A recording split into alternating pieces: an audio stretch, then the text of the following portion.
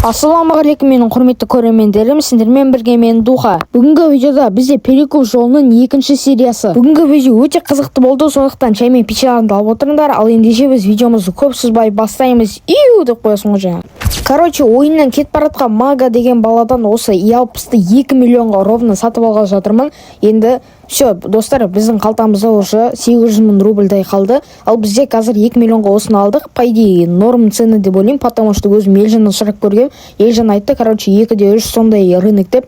Енді так что осы машинаны қазір қымбатқа сатуға тырысып көретін боламыз, достар. Бірақ уже бізде қазір сағат түнгі 1:30, біз оны таңертең ертеңгі күнде ары қарай жалғастырып сататын боламыз, достар. Бізде екінші күн басталды, мында 2-2 газ деп атар, сонда да қоймайды екен мына бала. Не тебе, не мне деп, короче, торговаться етіп отырмыз. Жарайды, сәл нормально ғой торговаться ету деген. 2-260, не тебе, не мне деп жүргесің ғой, не мне болып кетті ғой таза. Короче, 2-2 газ дейді. Қазір енді сатып көреміз, оны ойлану керек ше, достар. Бірақ по-любому біз плюсқа кіреміз, 200 мың рубль. Бірақ енді сәл хотя бы көтерілу керек еді. Так, скомка деп айтайын енді. Хотя бы кромканы кроить етсек, әйтпесе мынау 2-2 лям. Уже 120 мыңнан уже кетіп қалады ғой менде плюс. Так что с комкой берем екен қазір сояқ. Так, нет дейді. Мынау қалай болады екен онда? Короче, қазір достар, осы машинаны без комки дегенде былай, комкамен дегенде былай санап көретін боламыз. Тогда 2-де неше дейміз? Газ уже 2-де 220 дейміз, хотя бы сол неме ғой бізде комка өзі солай скрывать етеді ғой. Кроить етсе болды комканы бізде. Так, 2 миллион 210 дейді. Жарайды, мына бала қоймайды екен, торговаться етудің атасы екен, мойындадым мына баланы. Так, го дедім да. Короче, рульді аламыз да. Дальше баратын боламыз. Будың ішіне кіріп, сатып жүрек. Сотка неме дейді?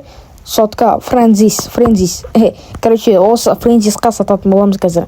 Так, ең бір жазып ойық, sell my car. И, так, мынаны айди қандай? Бізе 50, мынаны айди. Так, 50 жазамыз енді қазір. Так, 50, мына правилды басатын болсын, айфоннан даже былай шығып кететін сияқты болып тұра ма. Короче, 222 и так, тағы 2 қоямыз и 0-0 қояқ. Естеткен. Алмай қойса, база жоқ, гений, миллиардер, скуф болады ғына бола дейтін онда. Так, не болады кен енді алама. Гений екен ғой, таза, мына 2000 рубль сонда болған жалко болып қап тұр ма? 22 мың рубль. Так, жарайды енді. Так, еш жіберек. Ойбай, достар, мен 2 миллион 122 мың жіберіп қойыппын ғой. Мен негізі 2 миллион 210 мың. Так, ой дейік, енді атмен әсте жүрек. Ладно, база жоқ, 200 адам екен, база жоқ, мойындадым мына баланы. 2, сосын жанына, короче, все жібересек. Ладно, пох дейді, база жоқ мына балаға. Короче, миллиардер скуф қой. Короче, біз машинаны саттық, достар, көріп тұрғандарындай. Енді база жоқ, по-любому комиссия 7 мың рубль сақ қалды. Жарайды, ешепейді, біздің қалтамызда уже 3 миллион 100 мың бар. Енді дальше не істейміз? Дальше не істейміз дегенде қазір бізде уже машиналар қарап бастаймыз басқада. Енді бірақ бірінші бізде кейс ашыпсақ. Кейс бамызы аштық и бізге мынандай бір машина түсті. Бірақ менде бар ғой, уже ревардта бір машина бар болған, оны да госқа сыбат етсау керек. Мында жоқ қой ол машина. Қояй, мен сыбат еткен жоқ едім ғой. Или жан немемде тұрма, слотымда тұрма. Короче, қазір барлығын көретін боламыз. Ең бірінші, короче, бізде АЗС-қа барамыз да, оны сливать етеміз на 9-каны. Енді iPhone болғасын бәрі солай көрінеді, 9-ка, 10-ка деп, короче, 15-ка деп ше, короче, сондай нәрселер шығады ғой. Енді Android болған кезде енді былай басқашаға ауысады. Короче, достар, мен қазір тез өткізіп сайын, АЗС-қа барып сливать еткен кезіңе бірақ шығарайын.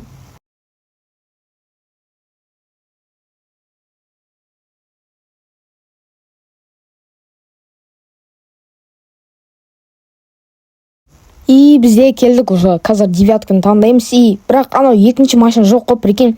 Благорашы, чо за не болып отыр мында, Благорашы, мен түсінбедім, брат, кім түсінбедім. Короче, 90 мың рубльға сливать етіп жүрдік. Енді бұл бізге нормально. Біздің қалтамызда, короче, 3 миллион 200 мың рубль бар деп санауға болады, короче. Енді дальше бізде перекупты жалғастыратын боламыз, достар. Оны қойыңдар, сосын ревардтағы бүкіл заттарды қарасаңдаршы, мен қазір мынаны скупщикқа барып сатамау, әйтпесе болмай қалайын деп тұр. Скупщик қарасаңдаршы, мына бәрі скупщикқа кететін нәрселер ғой. Мынау аксессуарларды қараңдар, мынау кәдімгідей бәрі хлам ғой. Просто ревардта жатқан нәрсе ғой, добычада жатқан нәрселерді сәл сливать етсеу керек. Короче, мында бэх алдым, достар, көріп тұрғандарындай. Мына бэханың қазір бізде қанша рынығы? Содержимое багажникта, короче, түк жоқ. Өзіміз, короче, жаңа ғана 2 миллион, ой жоқ, тоқта, неше қалды? 850 мың қалдық достар. Қазір уже 850 мың қалды. Енді бұлмен дальше перекуп жасаймыз. Енді бұл машина енді рынок аз болғанмен енді нормально плюсқа кіріп кетуге болады. Так что достар, енді YouTube бағаламай қойыңдар, әйтпесе бұл машина для перекуп арналған машина ғой, дрифтқа анамнауға емес. Спорткар дегенде былай спорткар, бірақ енді көбінесе андай дрифтовать еткенге там или перекуп жасауға ыңғайлы машиналардың бірі. Короче, бизнесный машина ғой байқа. Ой, сәл богатый смехтау кетіп қалдым ба, сәл енді, бірақ байқайда жүрсем де сәл богатый смех кетіп қалды ғой. Ма өмірімде бұлай 500 мыңға плюс кір көремін деп ойламаппын достар. Мына Виктор деген, короче, бір новичок маған айтты, короче, осы машинаны, короче, 1 миллион 300-ге алам деді ғой. Короче, тұрамда папыр голы 1.6 дейм, бір край дейді, 1.4 деп айта салам, тұрады 1.3 гол дейді. Сразу, окей дедім да, короче, сатып жүрдім. И все, достар, бізде уже балик дейтін 3 миллион 600 бір нәрсе болып кеткен шығар, достар. Енді для перекупа уже бізде плюс 500 мыңға кірдік, достар. Қуанышымызға қарай, сондай болып қалдық қой. Что-то благодаря қуанып жүрмше, мына скупщик деген нәрсе кайф болды ғой. 3 миллион қарасыңдаршы, 350 мыңға, сосын мынау этот Дед Мороз шапкасына мынаған пасоққа 150 мың беріп, енді 500 мың шығарды ғой, короче.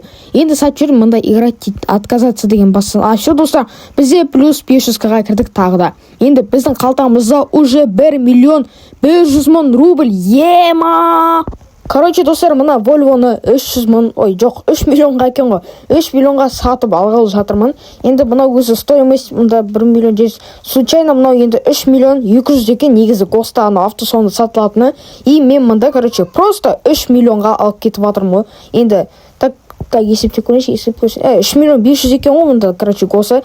Анда немеде автосалоннан алған и продавец отменил продажу. И не болды бұл. Короче, қазір сатып аламыз, достар, енді YouTube күнілерін сүрмей қойыңдар, қазір тез сатып аламыз. И давай, Тагир Мусиханс па, кім Мусинанхс па, кім ее атын оқи алмайтырмын все даже. Так, посмотрите, все. Купить 3 миллион жарты ала берейік, шұқыр бәрі қазір. Бірақ сонда тексеріп қойық. Все. Этот ровно комиссия екен ғой. Еще, короче, достар, қазір комиссия болғандықтан мен байқаусыз бүйтіп басып кеткендеймін ба. Енді қазір қайттан қараймын. Так, посмотри информация. 3 миллион. Короче, достар, алға отырмын. Осы машинаны зор болды, достар. Негізіше нормальный перекуп жасап жатырмыз. Бүгінгі видео еще ұзақ болып жатыр. Кайф болған шығар сіздерге. Енді аламыз да. Так, ожидайте подтверждения от продавца дейді. Все, достар, сатып алдық. Енді бұны сатсақ әрине. Ал достар, көріп тұрғандарындай бізде уже бір күн өтті. Енді қарасақ, тайм деп қарасақ, уже достар, бүгін уже 2 сағат почти қарсыңдаршы, 1 сағат 44 минут бойы әлі тұрмын, мына машинаны сата алмай тұрмын ғой. Не істейміз енді басқа? Енді басқа выход жоқ, енді нормально сатуға тырысу керек енді. Перекуп деп айтпай қойын, бірақ жарайды енді бүгіндікке ризамын, бүгінге ризашылығым нормально. Шүкір дегенде әзір без комиссии, короче, өйстіп саттым. Енді қайттан 3 миллион алдым. Енді мына машинамен перекуп жасамайттай болдым ғой енді. Енді қалтамда сондай ақша бар, нормально 4 миллиард жатыр. Енді қазір басқа бір машина іздеуге кірсеміз, енді басқа машина болса енді көреміз, достар. Бұйрығаны, короче. Достар, оны қойыңдаршы, мына скамерді айтсаңдаршы, 4 миллион 100 қойдық қой. Енді неше деген? Енді все, достар, мынау скамер, короче, мен бағана фрапсы сүрдім ұмытып кеттім. Бірақ мынау жестко скамер екенде АК база жоқ. АК дегенде бұрынғы өзіміздің АК емес, өзіміздің АК достойный болды ғой. Мына АК азарт деген вообще басқа лоу цены деп. Короче, бір сөзбен айтқанда, енді база жоқ скамер етті ғой. Фул этот ана бала, короче, маған мершет етіп қалды жаңа ғой осы вагонды алуға. Енді бұл енді мен скамер еткісі келіп тұр, короче, чек алам деп ше. Бірақ достар, бүгінгі видео аяқталды. Кешірім сұраймын аз болып қалғанына. Бірақ 9 минут нормально деп ойлаймын. Бүгінгі видео өз мәресіне келіп жетті. Сіздерге көп-көп рахмет. Және де Елжанға көп-көп рахмет. Енді достар, сендерге де көп-көп рахмет. Рахмет көп айтып кеттім ме? Жарайды. Ендеше бүгінгі видео аяқталды. Сау саламат болыңыздар. Келесі 3-ші бөлімде кездескенше бұйырса ертең или бүрсігүн салам бол. Ендеше давайте.